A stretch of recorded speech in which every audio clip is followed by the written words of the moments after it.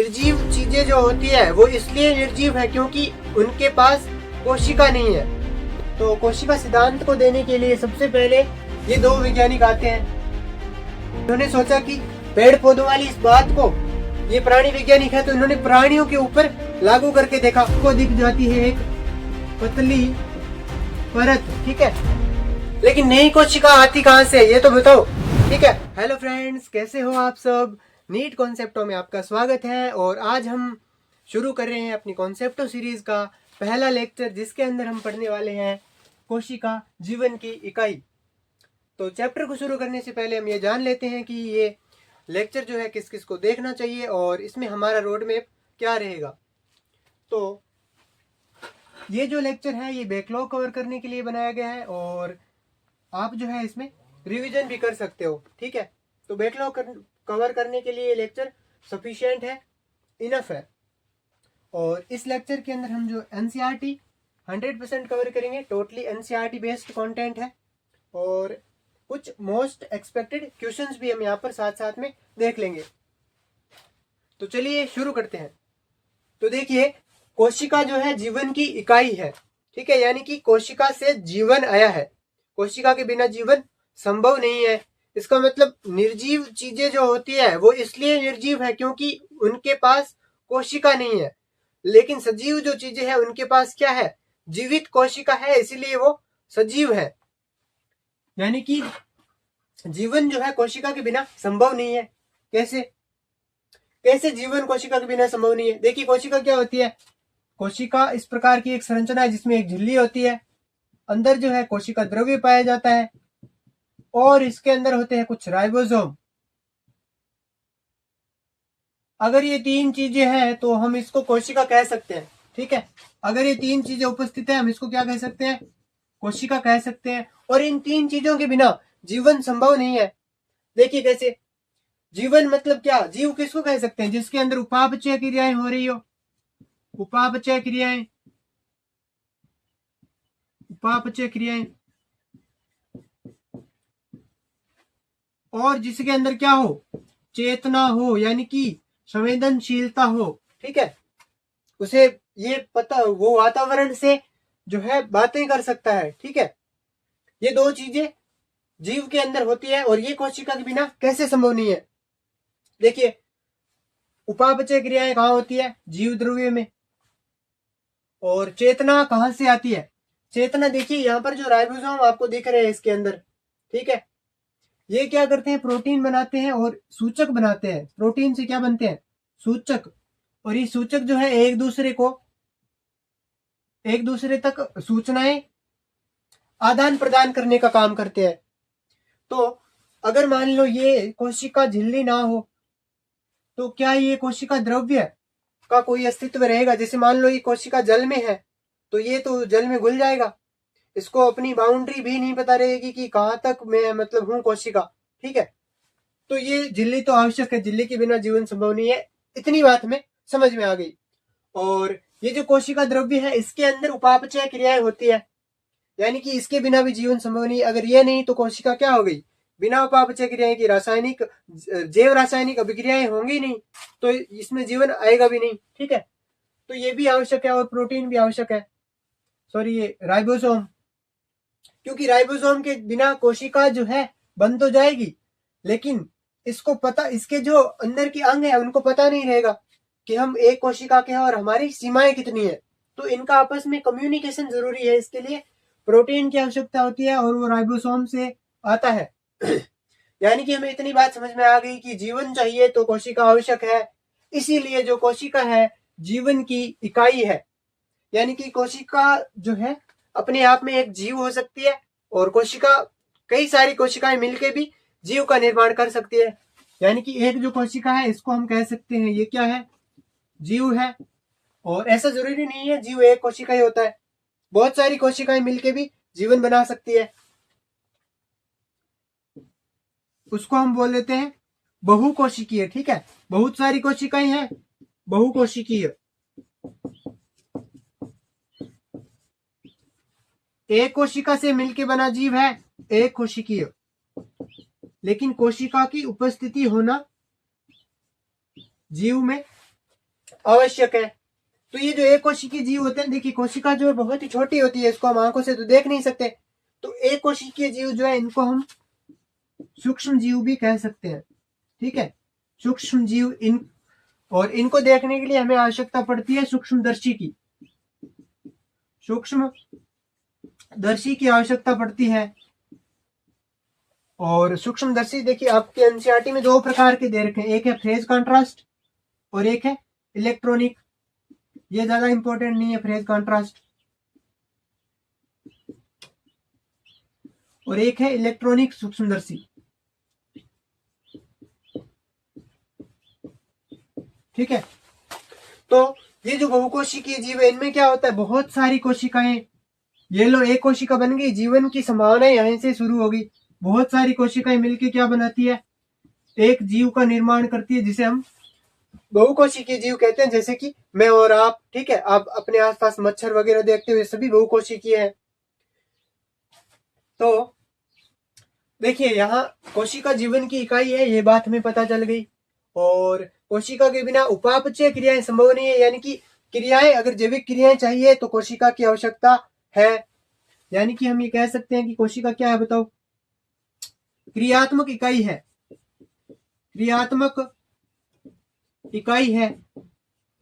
अगर हमें जीव की संरचना देखनी है कि एक जीव की सबसे छोटी से छोटी संरचना, तो वो भी कोशिका है, क्योंकि कोशिका से छोटा जीव हो नहीं सकता।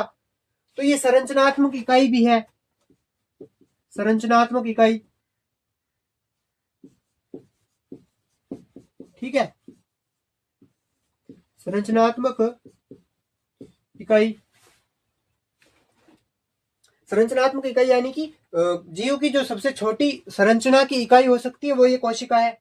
हाँ, ये बार बार मिलके बड़ा जीव बना सकती है, ये ठीक है, लेकिन हम चाहें कि कोशिका से छोटा ऐसा कुछ हो जिसे हम जीव कह सकें, तो ऐसा संभव नहीं है। और ये दो बातें जो आपको ध्यान में रखनी है कि कोशिका जो है क्रियात्मक इकाई है, संरचनात्मक इकाई है। क्यों? क्योंकि किसी भी जीव की संरचना कोशिका से छोटी नहीं हो सकती, और कोई भी जैविक क्रिया कोशिका से कम अगर कुछ भी है उसमें नहीं हो सकती। और एक और बात मैं यहाँ पर लिख देता हूं कि कोशिका से छोटा कुछ भी जीवन संभव नहीं है। कोशिका से छोटा जीव क्या है, बताओ, असंभव है। और कोशिका से छोटा जीव असंभव है। कोशिका जो है क्रियात्मक इकाई है, संरचनात्मक इकाई है। अब इसमें यहां पर जो है प्रश्न ये पूछ सकता है कि संरचनात्मक और क्रियात्मक इकाई क्यों है, रीजन वाले, ठीक है। और ज्यादा यहां से कोई प्रश्न बनता नहीं है, ये बस हमारे लिए एक फाउंडेशन है, ठीक है, एक नींव है चैप्टर की। तो आप इसका स्क्रीनशॉट ले सकते हो। अब हम देख लेते हैं कोशिका की विशेषता क्या है। देखिए कोशिका जो है, एक कोशिका अपने आप में जीव हो सकती है, ये तो हमने देख लिया। यानी कि कोशिका जो है इसका, कोशिका क्या कर सकती है,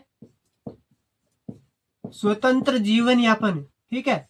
यानी कि ये जो है एक जीव हो सकती है, या फिर इसमें जीवन पाया जा सकता है। स्वतंत्र जीवन यापन कर सकती है कोशिकाएं। और क्या कर सकती है, सभी आवश्यक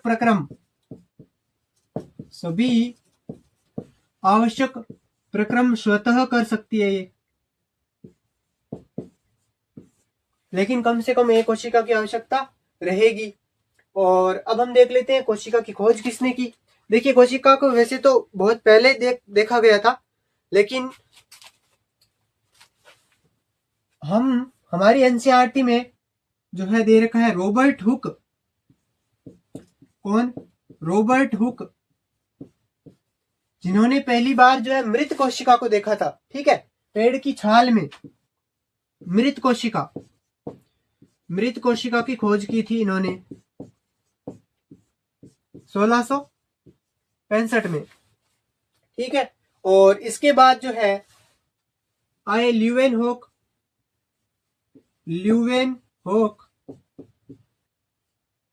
और इन्होंने क्या किया, इन्होंने जीवित कोशिका की खोज की, ठीक है, इन्होंने जीवित कोशिका की खोज की। अगर प्रश्न में पूछ रहा है कि कोशिका की खोज किसने की, ल्यूवेनहॉक ने। अगर पूछता है कि मृत कोशिका की खोज सर्वप्रथम किसने की, रॉबर्ट हुक ने। हालांकि रॉबर्ट हुक ने भी जीवित कोशिका की खोज की थी, लेकिन वो स्वतंत्र कोशिका नहीं थी, ठीक है। वो किसी बहुकोशिकीय जीव की कोशिका थी, स्वतंत्र जो कोशिका अपने आप में जीव हो, ऐसी कोशिका की खोज ये नहीं कर पाए थे। और जो है फिर आते हैं रॉबर्ट ब्राउन। रॉबर्ट ब्राउन इन्होंने क्या किया, कोशिका के अंदर केंद्रक की खोज की। केंद्रक, तो ये जो है यहां से प्रश्न बनने की संभावना है थोड़ी बहुत, तो ये आपको ध्यान में रखना है। और ये जो दो बातें आपको ध्यान में रखनी है। और इसके बाद जो है एक बात जो हमें पूरे चैप्टर में हर जगह देखने को मिलेगी, वो ये है कि सूक्ष्मदर्शी के विकास के बाद जो है कोशिका का विस्तृत अध्ययन किया गया, ठीक है। सूक्ष्मदर्शी जब आए 1950 से 1960 के बीच सूक्ष्मदर्शी का विकास, ठीक है, यानी कि अच्छे अच्छे सूक्ष्मदर्शी आ गए कोशिका को देखने के लिए। तो क्या हुआ, विस्तृत अध्ययन हो पाया, ठीक है। तो आप जो है इसका स्क्रीनशॉट ले सकते हो।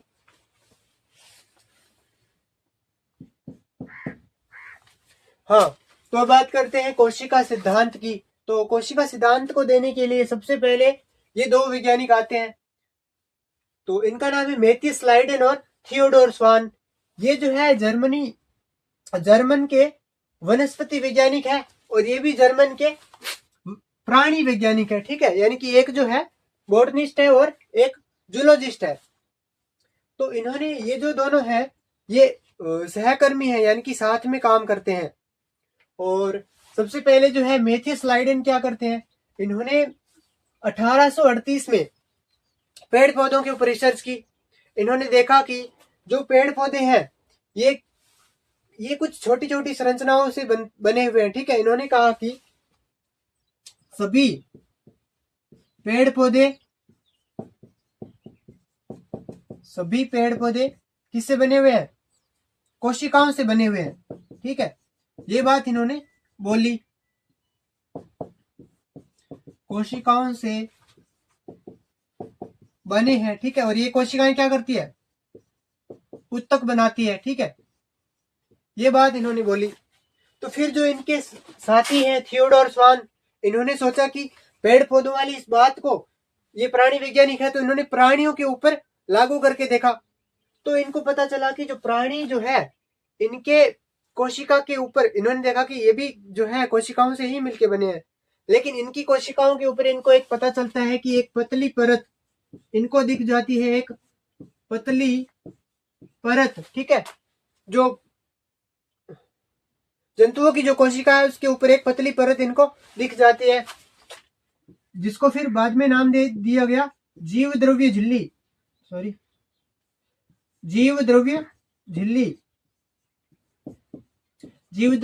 या प्लाज्मा झिल्ली, ठीक है, यह कोशिका झिल्ली।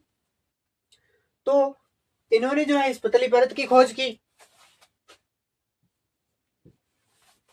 फिर जो है अभी ये यहीं तक रुके नहीं, देखिए ये प्राणी वैज्ञानिक है, लेकिन इन्होंने क्या किया, फिर पेड़ वनस्पतियों पर भी रिसर्च करनी शुरू कर दी। तो जब इन्होंने कोशिका जो प्राणी कोशिकाओं को देखा, तो जंतु कोशिका को देखा, तो इनको जीवद्रव्य झिल्ली मिली सबसे बाहर। लेकिन जब इन्होंने पेड़ पौधों की कोशिकाओं को देखा, उनके ऊपर रिसर्च की, तो इनको मिलती है एक मोटी परत, ठीक है, जिसको इन्होंने नाम दिया कोशिका भित्ति।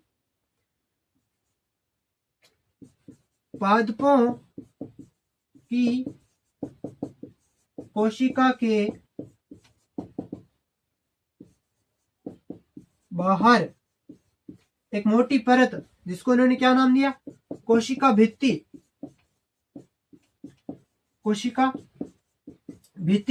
ठीक है। अब इन्होंने जो है एक स्टेटमेंट दिया, इन्होंने क्या दी, एक परिकल्पना दी कि सभी पेड़ व सभी जंतु ठीक है। अब देखिए इन्होंने क्या कहा था कि सभी जो है पादप जो है कोशिकाओं से मिलकर बने। इन्होंने कहा कि सभी पादप व जंतु कोशिकाओं से मिलकर बने हैं। कोशिकाओं व उनके उत्पादों से मिलकर बने हैं। उनके उत्पादों से मिलकर बने हैं।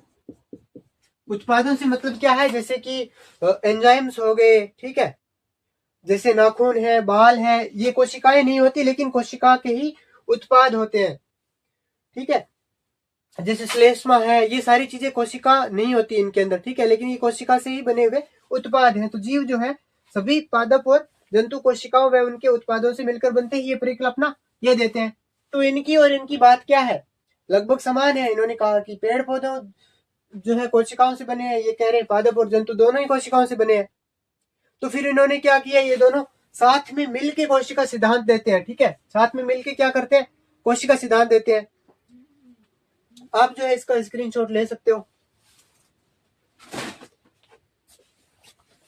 तो इन्होंने जो मिलकर सिद्धांत दिया कि सभी जीव कोशिका व उनके उत्पादों से मिलकर बने होते हैं, ठीक है।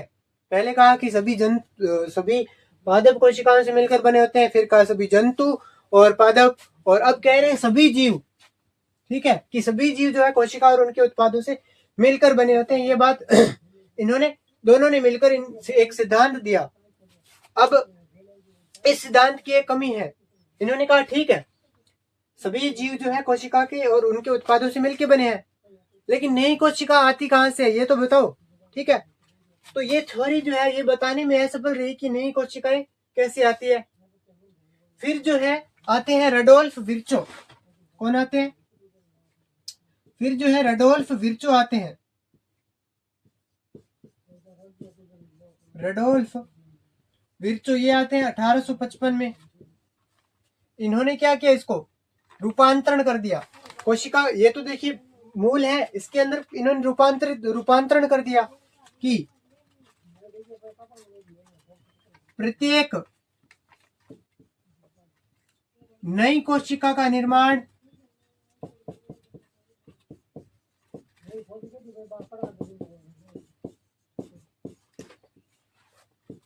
पूर्व स्थित कोशिका के विभाजन से होता है। पूर्व स्थित कोशिका के विभाजन से होता है। हालांकि ये बात इनको भी पता थी, ठीक है, स्लाइडेन और स्वान को भी, लेकिन वो ये बताने में असफल रहे कि कोशिका का विभाजन किस प्रकार होता है, ठीक है। जैसे मान लो कोशिका है, ये इसका विभाजन हो गया, फिर विभाजन हो गया इसका, फिर विभाजन हो गया, इस प्रकार से छोटी होती चली जाएगी। तो ये तो बहुत छोटी हो जाएगी, तो ऐसे तो होता नहीं है, ये क्या है, गलत है। फिर ये जो रडोल्फ विर्चो इन्होंने बताया कि ये कोशिका पहले बड़ी होती है, फिर विभाजन करती है, फिर बड़ी होती है और फिर विभाजन करती है, ठीक है। तो इस प्रकार जो है इसकी साइज जो है बढ़ती घटती नहीं है, ठीक है। तो ये जो कोशिका सिद्धांत है इस प्रकार दिया गया।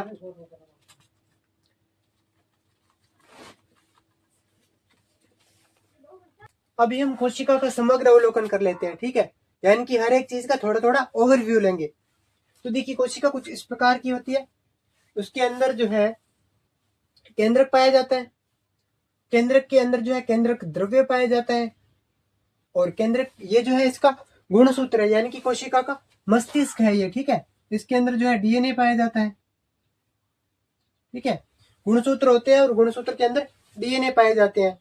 और इसके बाहर ये जो भी आपको दिख रहा है ये है कोशिका द्रव्य, ये कोशिका द्रव्य है। और कोशिका द्रव्य और केंद्रक द्रव्य इन दोनों को अगर मिला दिया जाए तो उसको हम कहते हैं जीव द्रव्य, यानी कि पूरा क्या है, जीव द्रव्य। अलग से देखें तो केंद्रक द्रव्य और बाकी का कोशिका द्रव्य, ठीक है। और इसके बाहर जो है ये है कोशिका भित्ति। सारी एक एक चीजों के बारे में हम डिटेल में पढ़ेंगे, तो यहाँ पर जो है ज्यादा टाइम लेने की कोई आवश्यकता नहीं है, तो हम थोड़ा सा देख लेते हैं बस। और ये जीव द्रव्य है, ये अंतःपृथ्वी जालिका, ये रसधानी, ये हरित लवक जिसके ऊपर 2 झिल्लियां होती है, ये सूत्रकणिका यानी कि माइटोकॉन्ड्रिया, इसके ऊपर भी 2 झिल्लियां होती है, और ये जो है गोल्जिकाएं हैं जिनके ऊपर एक ही झिल्ली होती है, और ये ईआर है, ठीक है, ईआर अंतःपृथ्वी जालिकाएं, इनके ऊपर भी एक ही झिल्ली होती है, और इसके ऊपर पाए जाते हैं राइबोसोम। कौन से राइबोसोम? एटीएस वाले राइबोसोम। एटीएस 70S क्या होते हैं ये भी हम आगे देखेंगे। और जो केंद्रक है ये भी 2 झिल्लियों वाला होता है। और अब ये कुछ राइबोसोम भी पाए जाते हैं एटीएस वाले। ये एक प्रोकैरियोटिक कोशिका है, ये पादप कोशिका है, ठीक है, पादप कोशिका। तो ये राइबोसोम जो है पाए जाते हैं, इनके ऊपर कोई भी प्रकार की झिल्ली नहीं होती। और जो है कुछ के ऊपर 2-2 झिल्लियां पाई जाती है, और कुछ के ऊपर जो है झिल्लियां होती भी नहीं, और कुछ के ऊपर एक एक झिल्ली जो है पाई जाती है। तो ये हमने थोड़ा सा इसका ओवरव्यू देख लिया। अब जो है आज का लेक्चर हम इतना ही रखते हैं, और बिल्कुल छोटा सा लेक्चर है, और कल जो हम पढ़ेंगे प्रोकैरियोटिक कोशिकाओं के बारे में, और उसके बाद 1 या 2 लेक्चर में हम यूकैरियोटिक कोशिकाओं को कवर कर लेंगे, ठीक है। आज का लेक्चर जो है हम इतना ही रखेंगे, और आप जो है कमेंट करके बताना कि आपको लेक्चर कैसा लगा, और इसमें जो है क्या सुधार किया जा सकता है, क्या सारी चीजें मैं एक एक चीजें जो है लिख के बताऊं, या फिर जो है पहले से अगर लिख के रखूं तो कैसे। देखिए पहले से अगर मैं लिख के रखता हूं, ठीक है, तो इसमें हमें समय की बचत होती है, सिर्फ एक्सप्लेन करना होता है, ठीक है, सारी चीजें पहले से लिखी है। और अगर मैं एक एक चीजें लिख के अगर बताता हूं तो इसमें जो आपका ध्यान है वो बना रहता है, लेकिन समय ज्यादा लगता है। तो आप कमेंट करके जरूर बताना, और बताना कि लेक्चर आपको कैसा लगा। धन्यवाद।